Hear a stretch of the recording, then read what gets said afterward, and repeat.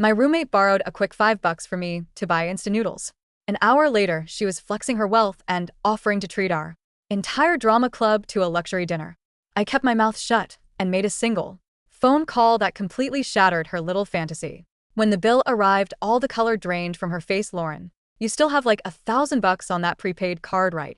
Vilma leaned over, a sickeningly sweet smile plastered on her face. Let's go get a nice dinner this Saturday, my treat. I didn't even bother looking up for my laptop. No, her voice spiked an octave. I am offering to treat you, and you are saying no. My tonsils are inflamed. So, what? Vilma grabbed my arm. You can just order something light. Babe, I am finally treating you to a nice meal. Can't you just give me this? When I yanked my arm back, I said no, Lauren. Her face darkened instantly. Are you intentionally disrespecting me? I finally looked at her. Are you out of your mind? Vilma crossed her arms defensively. I am trying to do something nice for you, and you curse at me. I stared her down. 2 days ago you were crying about being broke and begged me for $5 just to buy ramen. Today you are playing sugar daddy. Did you win the lottery? Vilma let out a cold laugh. Wow, you are so stuck up. I am taking over a dozen people from the drama club out to dinner. It is going to cost over $1,000. I narrowed my eyes. With what money? As I stared at her, a memory flashed in my head. The last time we were at that high-end restaurant. I caught her pulling a waiter aside. I clearly remembered the greedy glint in her eyes as she whispered, "Can someone use a prepaid account just by giving the phone number?" Vilma, I dropped my voice to a whisper. Are you planning on using my card? Her face went completely rigid. What the hell are you talking about? I'm asking you a direct question. Do you have any proof, or do you just like screaming at people? Vilma yelled, her voice echoing in the dorm. Are you insane, Lauren? I offered to buy you dinner, and you accuse me of stealing. Offer to buy me dinner? I scoffed. You couldn't afford a cup of noodles, and now you are suddenly taking 15 people to a luxury restaurant. Tell me, where is this sudden generosity coming from? Vilma glared at me. Did I ever say I was using your card? You are just making up lies to slander me. Then why did you ask the waiter if you could charge the account with just a phone number? Am I not allowed to be curious? She shrieked. If I look up a word in a dictionary, are you going to accuse me of stealing your vocabulary too? I actually laughed out loud at the sheer absurdity. Vilma snatched her purse and stormed toward the door, turning around at the last second. Lauren, if you are going to be this paranoid, don't ever ask to borrow anything from me again. When have I ever borrowed anything from you? I fired back, my voice dripping with ice. Let's see the shampoo, the body wash, the laundry detergent. Which of those didn't I buy? Fine. Her face flushed a dark, angry red. I will buy brand new bottles tomorrow and throw them at you. Nobody wants your cheap garbage. Oh, you will replace them? I stared dead into her eyes. You will go buy them right now. Do not wait until tomorrow. Vilma froze. You go. I picked up my phone. Or do I need to walk you down to the convenience store myself? She shot me a venomous glare, slammed the door, and left. I didn't hesitate for a second. I immediately dialed the restaurant's manager. Hi, this is Lauren. I have a VIP account with you. I need to update my security settings immediately. From now on, no one can authorize a charge without my physical ID present. No exceptions, yes. I don't care if it is my own mother. If my ID isn't there, decline the charge. The electricity bill is $33. The power gets cut at 11 p.m. Tonight. A message popped up in our dorm group chat. Vilma replied. Instantly, everyone send me 11:10. I will collect it and pay. I glanced at the bill attached to the message and typed back in the group. The bill is $33. There are 4 of us. That is $8.25 each. Why are you asking for $11? And Vilma popped her head out from her top bunk. You are rich. What is the big deal if you pay a little more? Why should I? Because you are the one blasting the AC all day. Me and Sarah hate the cold. We never turn it on. You are the one living in luxury. You should pay the difference. I laughed. You hate the cold. It was 95 degrees last week, and you spent the entire afternoon practically hugging the AC vent. You want me to pull up the photos? Sarah took. Vilma's face turned bright pink. That was a special circumstance. Special how? When you were leeching off my AC. You didn't volunteer to pay extra, did you? She gritted her teeth. Are you seriously doing this, Lauren? Over $3. You're going to argue with me over $3. $3 is still money. I stared right back at her. Why don't you cover it for me, since you are so generous? Vilma choked on her words. Our other 2 roommates, sensing the tension, quietly transferred exactly $8.25 in the group chat and pretended to be dead asleep. My phone pinged twice with the transfers. I looked at Vilma. They paid. You are the only one left. Send it. Vilma's face was practically glowing red.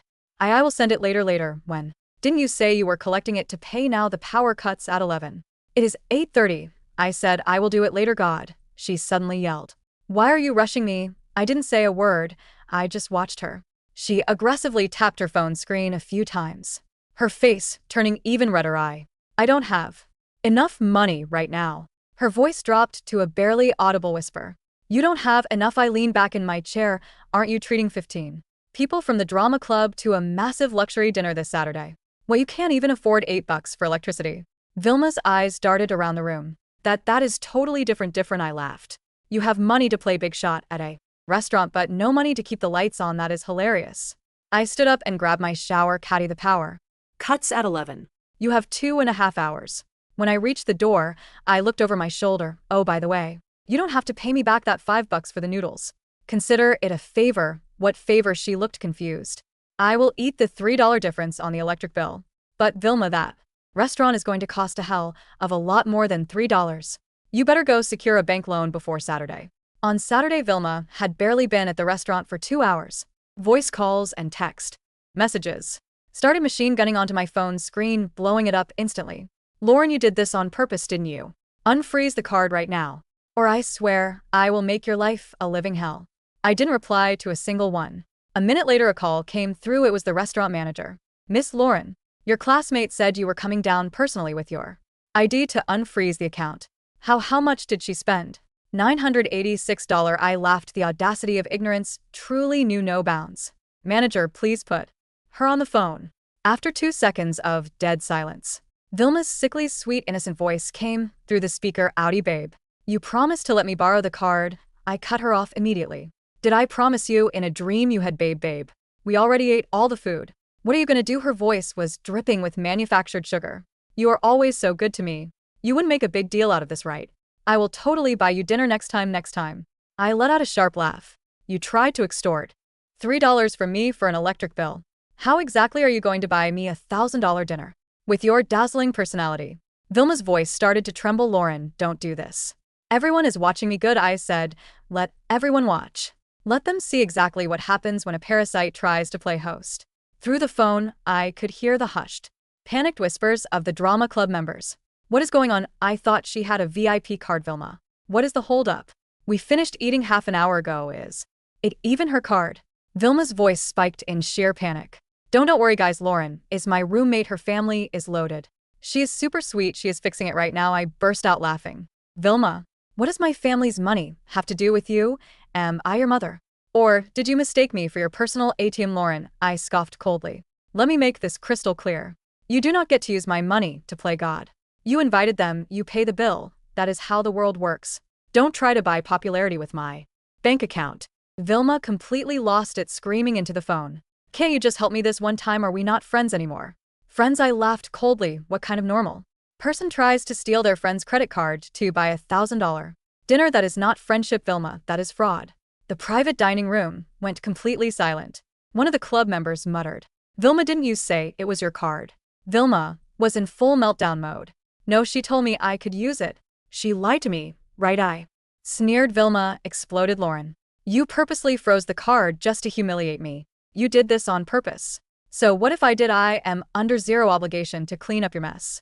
Right on cue, the manager's calm, professional voice echoed through the dining room loud. Enough for everyone, including me, to hear.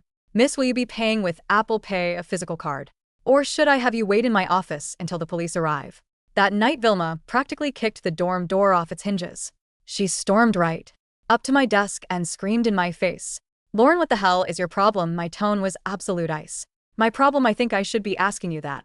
She immediately launched into a hysterical rant in front of 20 people. I lost every shred of dignity I had. I had to beg the manager on my knees and sign a promissory note saying I would bring the cash tomorrow, just so he wouldn't call the cops. You could have easily stopped this. Why didn't you help me? I stared at her, completely unfazed. You attempted to steal my identity to flex on your club, and you think you are the victim. Vilma resorted to throwing a full-blown tantrum. It is nearly $1,000. I don't have that kind of money. What am I supposed to do? You can go back on the street corner for all I care, I said coldly. Figure it out yourself. We are roommates, Vilma shrieked, her voice echoing down the hall. Aren't roommates supposed to help each other out? Supposed to be forgiving? Do you really have to be this petty and completely ruin my life? I actually chuckled, shaking my head at her absolute delusion. You tried to dodge an $8 electric bill. You begged me for $5 for ramen, which you never paid back. You steal the pennies, but you try to hijack the big box.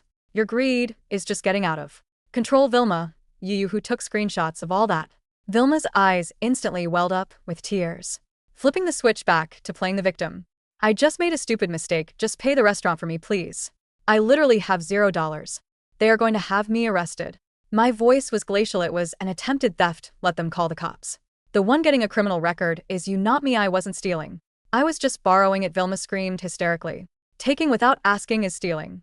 I stated with absolute finality, I am not giving you a single cent. You made the mess, you deal with the consequences. Vilma completely broke down, dropping to the floor and wailing like a child. She honestly thought I would eventually cave, just like I had in the past. I looked down at her with absolute apathy. Consider this a hard lesson. Next time you think someone's generosity makes them a pushover, remember today. Vilma glared up at me, her eyes filled with pure venom. You force my hand. I am going to make you the most hated person on this campus. She scrambled up, slammed the door, and stormed out. A second later, my phone buzzed. It was a text from an unknown number. Lauren, I am a freshman in the drama club. Vilma just posted a photo of you in the massive club group chat. She is calling you a filthy rich sociopath who bullies poor students. She also said she is going to the dean to report you for defamation. Watch your back. I stared at the messages and smiled. Go ahead, throw your little tantrum. If she wanted a war, I was going to give her a war of absolute annihilation. I opened a new document on my phone, the title, The Vilma Deuter. From cup noodles to identity theft. This wasn't the end, this was just the beginning. The blue light of my laptop screen illuminated the dark dorm room. It was 1:15. On my phone, the screenshots from Marcus, the freshman drama club member who had warned me, kept coming. He was risk profiling himself by feeding me this information, but as he put it in a quick side text, I hate freeloaders and Vilma's been talking down to the freshmen since semester start. She's got this coming. I zoomed in on the screenshot of the drama club's main group chat, a massive 90-person thread called The Spotlight. At 12:45 a.m., Vilma had posted a long, essay-style message. Vilma, I'm typing this with hands still shaking. Tonight was supposed to be a celebration of our hard work on the spring production. My roommate, Lauren, who comes from extreme generational wealth, offered to sponsor our dinner using her family's VIP prepaid card. I hesitated, but she insisted, telling me to give the club a night to remember. But halfway through the meal, because of a minor disagreement we had over dorm chores earlier today, Lauren decided to play God. She called a restaurant and froze the card while we were at the table. She wanted to humiliate me. She wanted to watch a scholarship student beg. The manager threatened to call the police on us. I had to drop to my knees and sign a promissory note for nearly $1,000 just so my friends wouldn't spend the night in a holding cell. This is what classist bullying looks like. This is how the rich play with our lives. Below the text, she had attached a photo of me. It was a candid shot she'd taken weeks ago while I was sleeping, my face slightly out of focus, looking pale and defenseless. The comments below her post were a feeding frenzy of performative outrage. Toby, club president, this is sick. Lauren has always acted like she's above the rest of us. To weaponize food and legal threats against our members is a new low.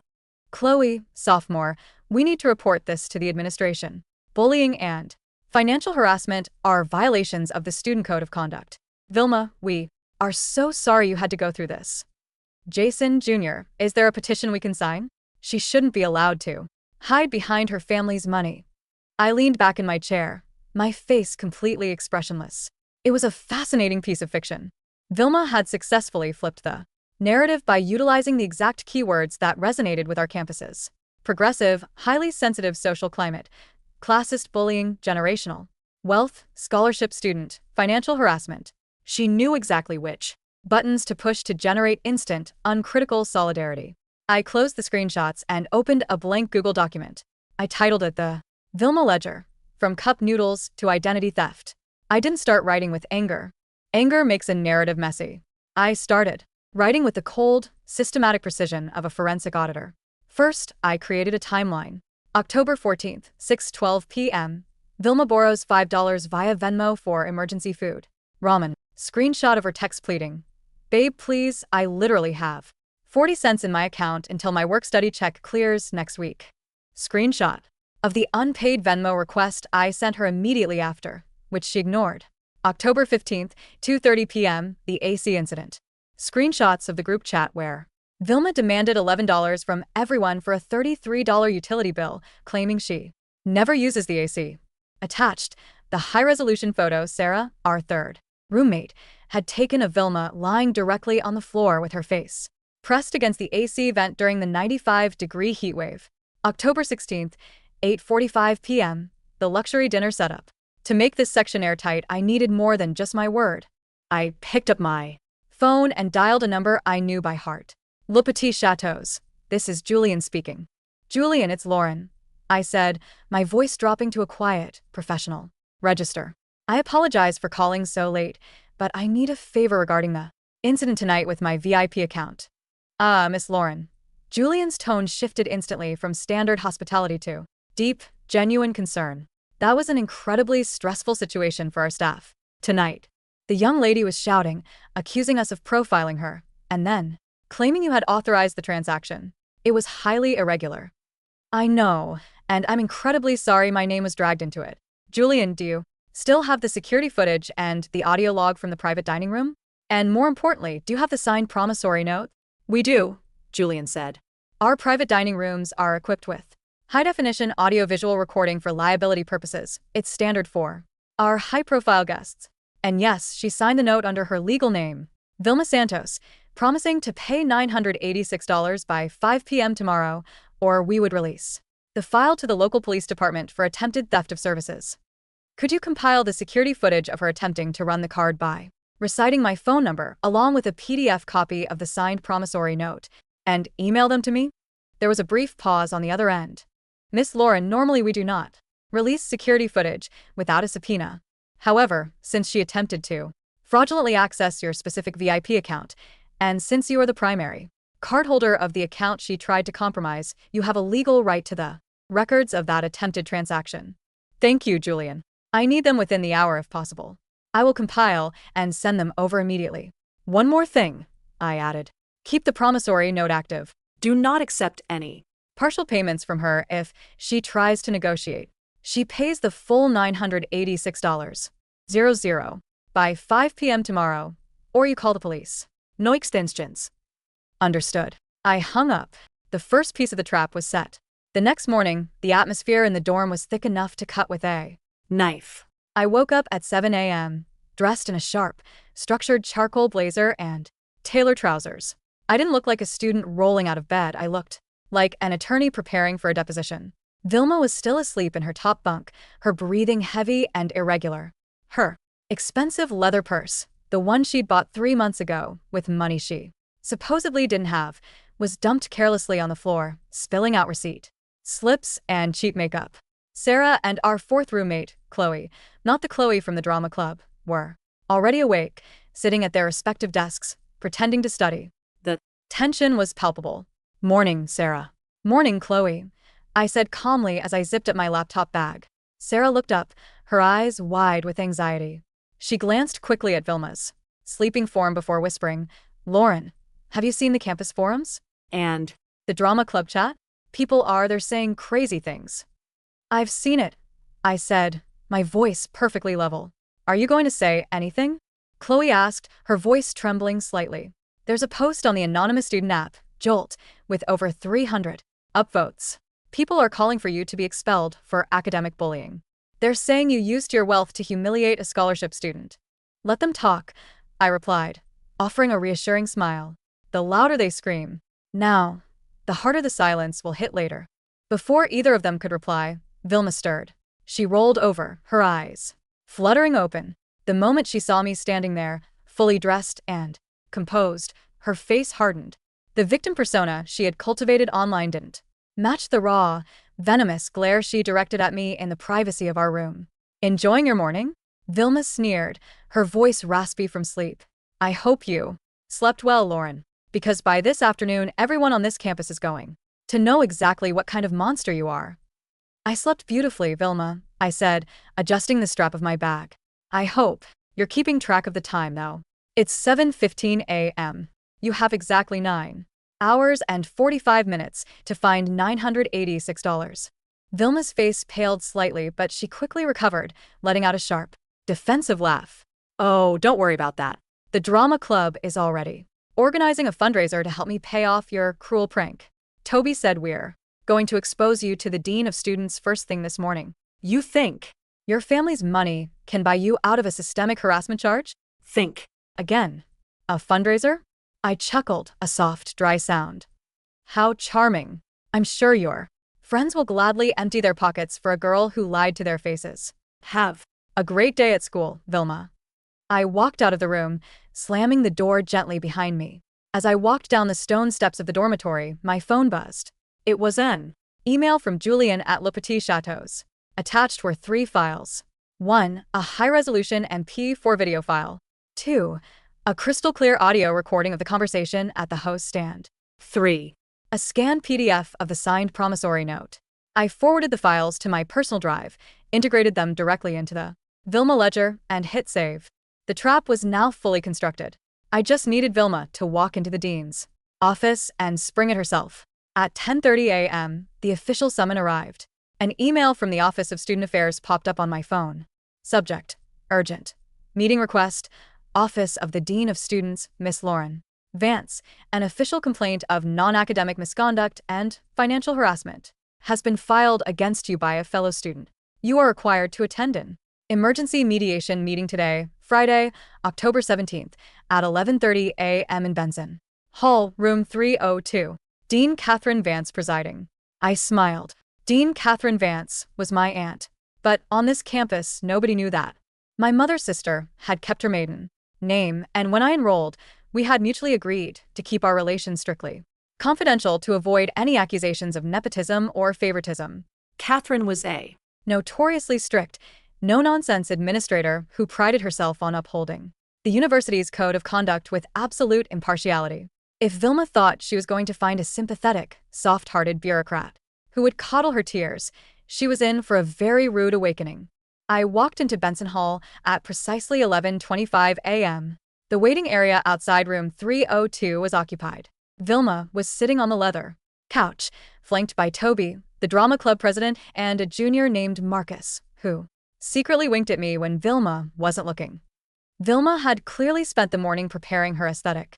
She was wearing a faded, slightly oversized university sweatshirt that made her look small and fragile.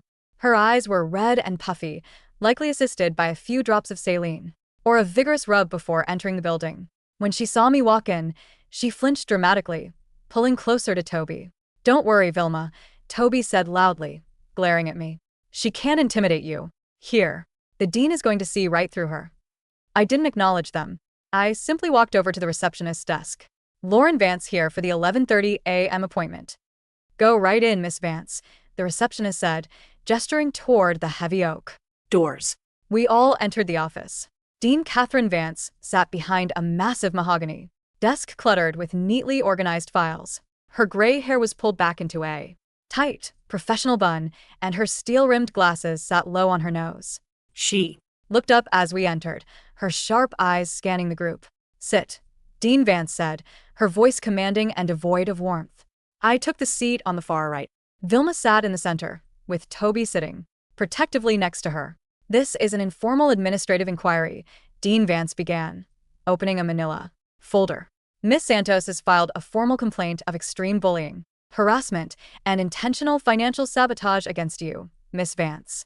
Toby, as the president of the drama club, you are here as a student representative and witness to the aftermath of the incident. Is that correct? Yes, Dean Vance, Toby said, leaning forward eagerly. What Lauren did last night was not just cruel, it was potentially criminal.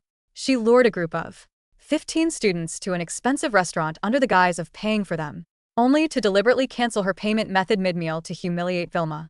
It caused severe emotional distress, and Vilma was forced to sign a legal document under duress to prevent the police from arresting us. Dean Vance listened patiently, her face a mask of neutral concentration. She turned her gaze to Vilma. Miss Santos, would you like to describe the events in your own words? Vilma squeezed out a tear, her voice trembling beautifully. Dean Vance. Eva. Worked so hard to be at this university. I'm here on a partial scholarship and my family doesn't have much. Lauren has always looked down on me. She constantly rubs her wealth in my face.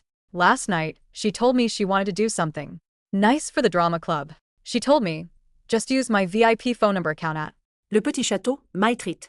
But she lied. She just wanted to set me up. When the bill came, the manager told me the card was frozen. I was so terrified. I've never been so humiliated in my life. She sobbed softly, burying her face in her hands. Toby patted her shoulder, casting a triumphant, venomous glare in my direction.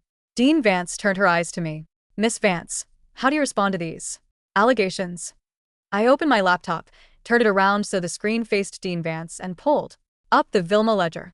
Dean Vance, I said, my voice calm, clear, and devoid of any emotional panic.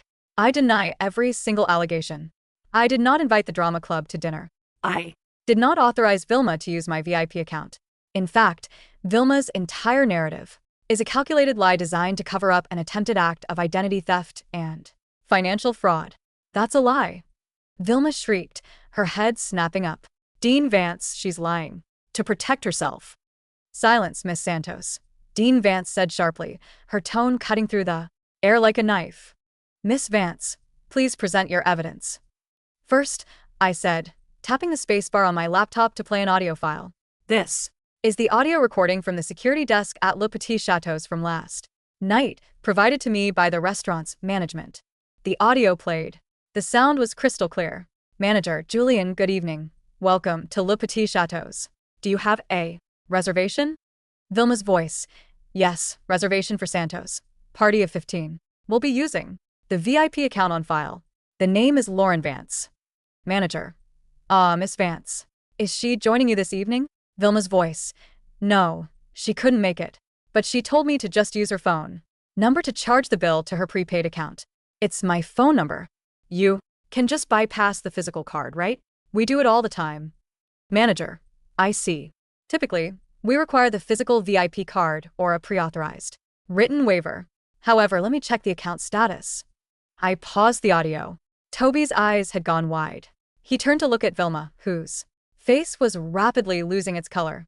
As you can hear, I said, Vilma explicitly claimed that she had my permission, and that we do it all the time.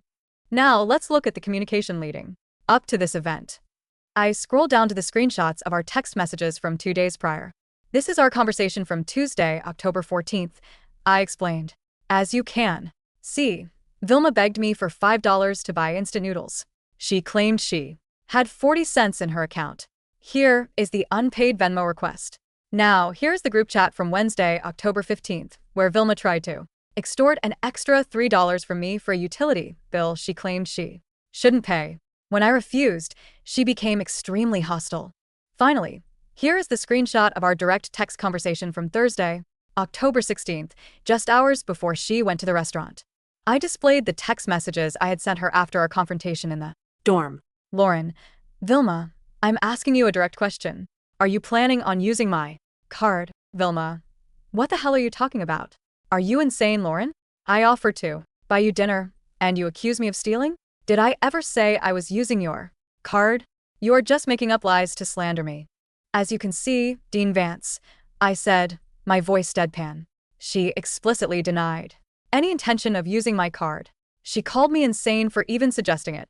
Yet, just hours later, she walked into a luxury restaurant and attempted to charge a $986 bill to my personal account using my phone number.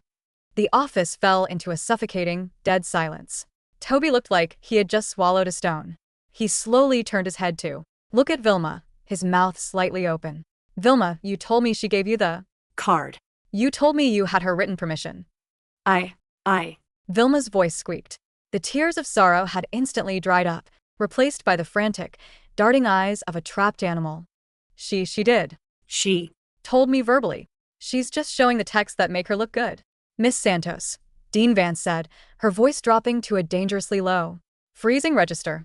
Do you have any written proof, a single text message, an email, a DM, where Miss Vance authorized you to spend nearly $1,000 on her account? We talked about it in person. Vilma stammered, her hands shaking violently now. She's always trying to ruin my life. She's doing this. Because she hates me. And what about this? I said, scrolling to the final document in the folder. This is the promissory note Vilma signed. It states that she must pay $986.00 by 5 p.m. today, or the restaurant will file criminal charges for theft of services. Dean Vance, under Section 4, Paragraph B of the Student Code of Conduct, any student convicted of a misdemeanor or felony involving fraud or theft on or off campus is subject to immediate suspension or expulsion. Dean Vance leaned back in her chair, her eyes locking onto Vilma with absolute, chilling authority. Toby, Dean Vance said quietly. You may leave. Dean Vance, Toby began. Leave. Now. Toby scrambled out of his chair, not even looking at Vilma as he practically ran out of the office, slamming the door behind him.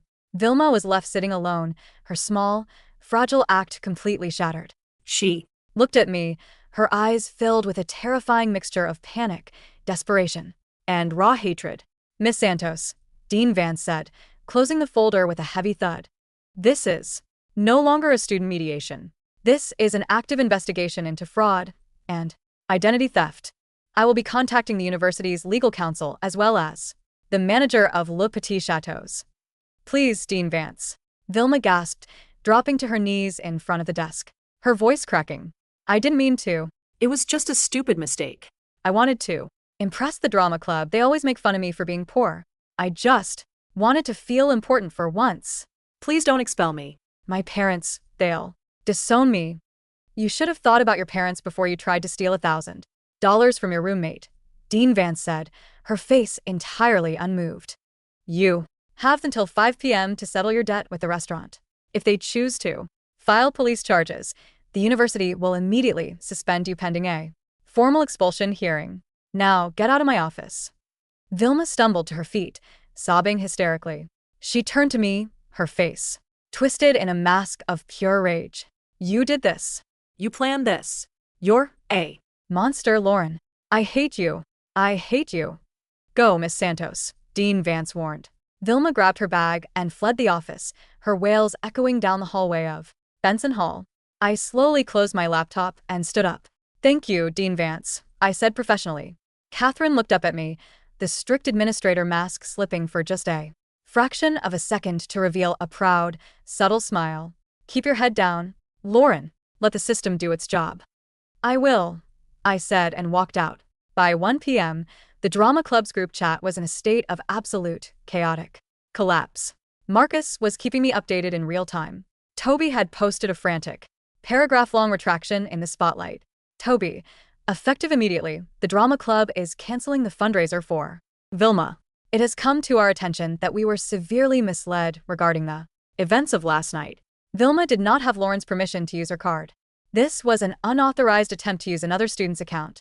The drama club does not condone theft or fraud. We apologize to Lauren Vance for the false accusations. The comment section, which had been filled with righteous anger directed at me just hours ago, had turned into an absolute bloodbath. Chloe, are you kidding me? Vilma lied to all of us? We almost got arrested. Because of her, Jason. She let us order the most expensive things on the menu knowing she couldn't pay. I ordered the Wagyu beef because she insisted. She's insane. Sarah, I'm her roommate, and I can confirm she's been doing stuff like this for months. She tried to make Lauren pay for her AC usage and lied about being broke while buying designer bags. She's a parasite. I sat in the campus library, sipping an iced latte, watching the notifications roll in. But I wasn't done yet. Vilma's smear campaign had reached the wider campus via the anonymous app Jolt. There were still hundreds of students who didn't belong to the drama club who believed I was a rich bully. I opened the document, the Vilma ledger, and exported it as a public PDF. I named it the _Vilma_ledger_truth_receipts PDF. I created a burner account on the campus forum and posted a simple, understated title regarding the accusations against Lauren Vance, the complete timeline, audio, and video receipts. Within the post, I wrote a single neutral sentence. Before you judge, please review the factual, documented evidence regarding the incident at Le Petit Chateaux and the history of the parties involved. I attached the PDF, which contained 1. The screenshots of her begging for $5 for ramen. 2. The AC vent photo and the utility bill argument. 3. The text messages where she called me paranoid and denied wanting to use my card. 4. The link to the audio recording of her lying to the restaurant manager. 5. A copy of the signed promissory note. I hit post. The internet is a volatile thing, but nothing burns faster than a false victim. Narrative exposed in high definition. Within 30 minutes, the post went viral. It reached the top of the campus forum with over 1,000 upvotes. The comments were a mixture of shock, amusement, and sheer secondhand embarrassment. User 382. OMG, the AC vent photo has me screaming. She's literally hugging the vent like a koala, but refused to pay $3? This is legendary levels of cheap. Blue Devil 99. The transition from babe please I need $5 for ramen to I am treating 15 people to a $1,000 luxury dinner is the wildest character arc I've ever seen. Campus Watch. This isn't even just drama. This is straight up criminal fraud. She tried to use her roommate's VIP account by giving her phone number? That's identity theft. Lauren is a queen for keeping the receipts. Drama Geek. Vilma is finished. She's going to get expelled. Toby is already talking about removing her from the club entirely. I closed my laptop. The court of public opinion had adjourned, and the verdict was unanimous. At 4:30 p.m., I returned to our dorm room to pack a few things. My parents had arranged for me to stay at a hotel near campus for the weekend to avoid any further direct altercations with Vilma before she was officially processed by housing. When I opened the door, the room looked like a war zone. Vilma's clothes were scattered everywhere. She was sitting on her desk chair, her face pale, her hair greasy and disheveled. She looked like she hadn't slept or breathed properly in hours. Her phone was clutched in her hand, the screen constantly lighting up with rejection messages. She had spent the last 4 hours trying to beg, borrow, and steal $986 from anyone she had ever met, but her social capital was gone. Nobody was answering her texts. The drama club members had blocked her. Her family, when she called them, had reportedly screamed at her and refused to send a single dime, telling her she had brought this shame on herself. When she saw me walk in, she didn't scream. She didn't throw a tantrum. The anger had been entirely burned out of her, replaced by a cold, hollow desperation. Lauren, she whispered, her voice barely audible. Please. I didn't answer. I pulled my carry-on suitcase out from under my bed and began folding my blazers into it. Lauren, I'm begging you, Vilma said, sliding out of her chair and crawling Toward me. She actually reached out and grabbed the hem of my trousers, her fingers trembling. I have $12 in my account. The restaurant manager just Called me. He said if the wire transfer isn't in their account by 5 p.m., he is sending the police to the dorm to arrest me for grand larceny. Please, Lauren. You have thousands of dollars. It's nothing to you. Just pay it and I will sign a contract to pay you back every month. I'll do your laundry. I'll clean the room. I'll do whatever you want. I stopped folding my clothes. I looked down at her, my eyes completely cold, completely clinical. 2 days ago, Vilma, you called me a paranoid, stuck-up sociopath because I asked you if you were planning to steal my card. You told me nobody wanted my cheap garbage shampoo. You tried to extort $3 from me for an electric bill. I was stupid. I was jealous, she cried, tears streaming down her face, ruining her makeup. I hated that you had everything so easy. I hated that you never had to worry about money. Please, Lauren, don't do this to me. A criminal record will ruin my life. I'll never get a job. I'll get expelled. You did this to yourself, I said, gently but firmly pulling my trousers out of her grasp. You wanted to play the big shot. You wanted to use my hard-earned family money to buy popularity and pretend you were a queen. Now the bill has Arrived. and you have to pay it. You're a monster, she whispered, her voice cracking as she collapsed onto the floor, burying her face in her arms. You're a cold, heartless monster. No, I said, zipping up my suitcase. I'm just a person who doesn't like to be stolen from. And unlike you, I pay my bills. I pulled the handle of my suitcase up, cast one last, indifferent look at the pathetic figure sobbing on the floor, and walked out of the room. As I walked down the hallway, the clock on my phone chimed. 5 p.m. On Monday morning, the campus was quiet. I walked into Benson Hall to drop off some paperwork at the student activities office.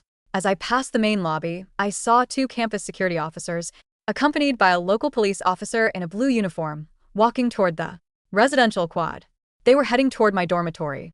An hour later, Marcus sent me a final, short video clip. It was a shaky, secretly recorded video of Vilma being led out of the dormitory, building in handcuffs. She was wearing the same oversized university sweatshirt, her head bowed, her face covered by her messy hair. A crowd of students had gathered, watching in silence.